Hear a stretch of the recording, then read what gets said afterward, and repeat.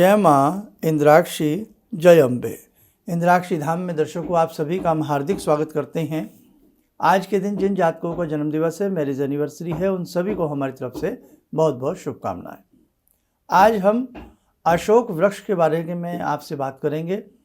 अशोक वृक्ष का धार्मिक महत्व होता है, साथ ही एक ऐसा उपाय अशोक वृक्ष को लेकर के हम आपको बताने वाले हैं जो आपकी नाना भांति की मनोकामनाओं को पूर्ण करेगा, धन समृद्धि का संचार करेगा और आपके लिए शुभ होगा।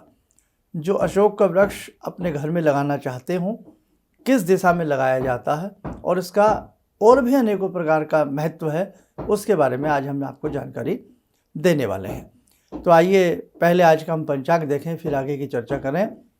24 अप्रैल सन 2024, दिन बुधवार, संवत 2081, चैत्र मास, कृष्ण पक्ष, तिथि प्रतिपदा है, नक्षत्र विशाखा, राहु काल 12 से 1:30, दिशा शूल उत्तर पूर्व दिशा। अशोक का वृक्ष किसको कहते हैं, सबसे पहले आप ये देखें। बहुत लोग आज भी ऐसे हैं जो अशोक के वृक्ष से वंचित हैं, परिचित नहीं हैं। तो आप अपनी स्क्रीन के ऊपर देखें, ये अशोक का वृक्ष होता है। संस्कृत में इसको अशोक, हेम पुष्प, बंजुल, ताम्रपल्लव, कंकेली आदि नामों से जाना जाता है। हिंदी में भी इसको अशोक कहते हैं, बंगाली में असपाल कहा जाता है, मराठी में अशोपक इसको कहते हैं, गुजराती में आसोपालव, देसी पीला फूलन इसको कहते हैं और अंग्रेज़ी में स्केर्ड अशोका इसको कहा जाता है। तो कहने का भाव ये हर जगह पाया जाता है और ये बहुत ही शुभ होता है। कोई धार्मिक उत्सव हो, मांगलिक कार्यक्रम हो, इसकी वंदनावार बना करके हम अपने घर में उसको टांगते हैं, दरवाजे पर टांगते हैं, घर की सजावट इससे करते हैं, पुष्पों की माला के बीच में भी इसको गूंथा जाता है और इसकी उससे सजावट की जाती है। अशोक के पत्ते वादनवार में लगा करके इसको वंदनवार भी कहते हैं, अलग अलग नामों में पुकारा जाता है, या झालर कह लें आप उसको। अशोक के पत्ते शुभ होते हैं, यानी कि जो कार्य, मांगलिक कार्य आप अपने घर में करने जा रहे हैं, उस कार्य में किसी भी प्रकार का विघ्न ना पड़े, सब कुछ अच्छे से हो जाए। अशोक, जहाँ शोक ना हो, जहाँ संताप ना हो, जहाँ दुख ना हो, ऐसी स्थिति को व्याप्त करता है अशोक का वृक्ष।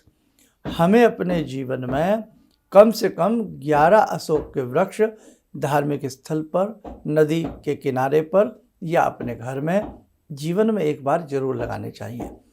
आपके ऊपर कितना भी, अगर आपको अपने जीवन में ये लगता है कि हम जीवन में शोक संतप्त रहते हैं, हम जीवन में बहुत उदास रहते हैं, हमारा मन का दुख निकल ही नहीं पाता है, या हम ऋणी हो गए हैं, कर्जे में दब गए हैं और आपके घर के अंदर वास्तु स्थिति अच्छी नहीं है, नकारात्मक ऊर्जा आपके घर में रहती है, तनाव आपके घर में रहता है, अनिद्रा आपके घर में रहती है, तो आपको अपने घर की उत्तर दिशा में, नॉर्थ की दिशा में अशोक का वृक्ष लगाना चाहिए। बहुत ही शुभ होता है। अगर किसी वजह से कहीं किसी और दिशा में भी आपके घर में अशोक का वृक्ष लगा है, घबराने की तनिक सी भी बात नहीं है, शुभ है। घर से निकलते समय ही आपके घर के सामने अशोक हो तो वो भी शुभ होता है, वो भी आपका अच्छा होता है। सीता माता अशोक वाटिका में, सब समझते हैं ना, सबको मालूम है ये वृत्तांत। तो सीता मैया किस प्रकार से अशोक के नीचे रहीं, समय गुजारा, और देखो उनके शोक का भी समापन हुआ, भगवान राम का मिलन हुआ। कहने का भाव कि अशोक का वृक्ष अत्यधिक शुभ होता है। अब हम इसका आपको एक जादुई सा उपाय बता रहे हैं, सभी नोट कर लेना। गुड़ी पड़वा हो, अक्षय तृतीया हो, आएगी भी अक्षय तृतीया, गुड़ी पड़वा हो, अक्षय तृतीया हो या बसंत पंचमी हो, कोई भी शुभ दिन हो, उस दिन में अशोक के वृक्ष के पास जाएं। अभिजीत मुहूर्त में जाएं तो अति उत्तम, जाकर के प्रणाम करें, हल्दी वाले कुछ पीले चावल ले जावें, कुछ पीला सा पुष्प ले जावें, प्रणाम करके अशोक की जड़ में उसको डाल देवें। 7 पत्ते आप मन ही मन ओम का उच्चारण करते हुए 7 पत्ते तोड़ लें। घर ला करके उन 7 पत्तों को पानी से धो लें, साफ कर लें, कपड़े से पूछ लें और उसके बाद धूप दीप दे करके लाल चंदन लगा करके आप किसी धार्मिक पुस्तक में उनको 7 पत्तों को चाहे एक साथ रख दें या अलग अलग पेज के अंदर रख दें और उसको अपने लॉकर, गल्ला, तिजोरी में उसी दिन सेम डे आप उसको रख लें। आपके भंडार भरेंगे, आपका अशोक यानी कि अशोक आपके घर में शोक नहीं होगा। अशोक की कृपा आपके घर में बहुत बड़ी बन जाएगी। एक उपाय और समझ लें हमसे, ये उपाय जरूर जीवन में कभी गुड़ी पड़वा को या अक्षय तृतीया को या बसंत पंचमी में आप इसको जरूर करके देखना। आपको बहुत सुंदर इसका कहीं ना कहीं आभास होने लगेगा। अपने घर के उत्तर में अशोक के वृक्ष जरूर लगाएं। जिनके पास कच्ची जगह नहीं है, मिट्टी वाला स्थान नहीं है, किसी बड़े से गमले में जिसमें ये पनप सके, चल सकें, तो अपने घर में उस स्थिति में भी जहाँ वास्तु दोष रहता हो, तनाव रहता हो, तो वहाँ अशोक का जोड़ा, 2 गमलों में अशोक का जोड़ा अपने घर में लगा लेना चाहिए। जब इसके नए पत्ते निकलते हैं तो उनका जो रंग होता है ना, तांबे जैसा होता है, ताम्र वर्णी, इसलिए इनको ताम्र पल्लव भी कहा गया है। और जैसे नवरात्र आते हैं, कोई शुभ पूजन आता है, आम के पत्ते या अशोक के पत्ते ही उसमें कलश के चारों तरफ या घर में बंदरवार बना करके, वादनवार बना करके उसको टांगा जाता है, वो घर के लिए बहुत ही शुभ होती है। अशोक के 3 पत्तों को तोड़ करके ऊपर से मोली बांध लें और जो अपने घर में साधक जल में थोड़ा गंगा जल मिश्रित करके शांति पाठ पढ़ करके अपने घर में यदा कदा कभी कभी छींटा देता है, उसके घर के शौक का भी विनाश होता है। उसके घर में शौक नहीं आता, दुख नहीं आता, तकलीफ नहीं आती है। शांति पाठ नहीं आता है तो गायत्री मंत्र पढ़ते हुए ओम भूर्भुवः स्वाहा तस्सवितुर्, गायत्री मंत्र सबको आता है। गायत्री मंत्र पढ़ते हुए अशोक के उन पत्तों से, 3 पत्तों से घर में छींटा देना चाहिए। कोई रोगी हो, कोई बहुत ज़्यादा रोगी हो, तो आप क्या करें, अशोक के 3 पत्ते किसी तस्तरी प्लेट में रख लें और रखने के उपरांत मृत्युंजय मंत्र की 1 माला करें और 1 माला मृत्युंजय मंत्र की करके कटोरी में थोड़ा जल रखें।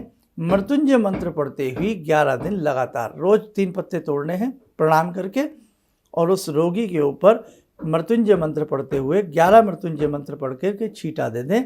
उसके रोग में उसको शांति मिलेगी। आयुर्वेदिक इसके बहुत उपाय हैं। अशोक की छाल गजब का कार्य करती है और इसके ज्योतिषीय उपाय हम आपको बता ही रहे हैं। वास्तु के प्रकरण में इसके नाना भांति के और भी बहुत सारे ढेरों सारे उपाय हैं।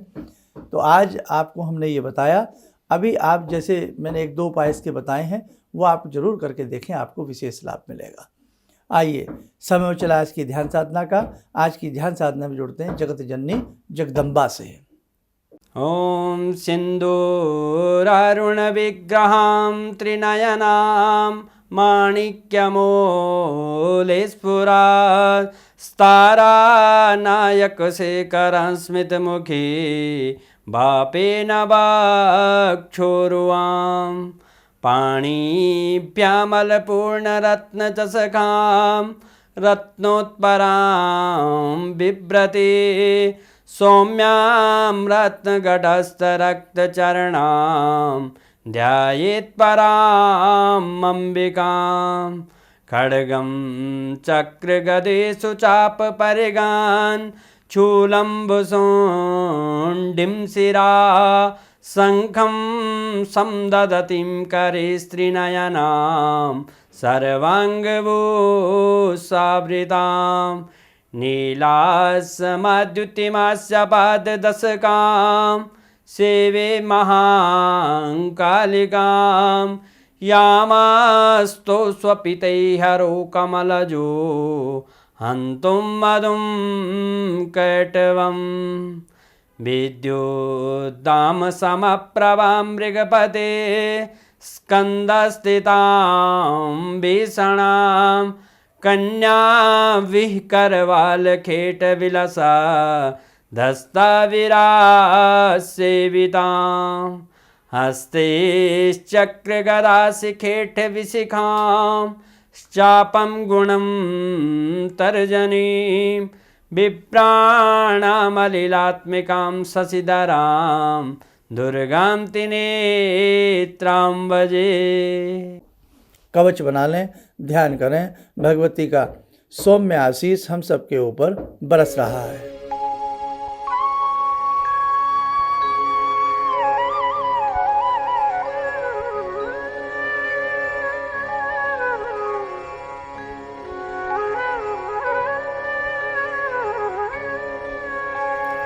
ओम बोलते हुए नेत्र खोलें, सामान्य हो जाएं।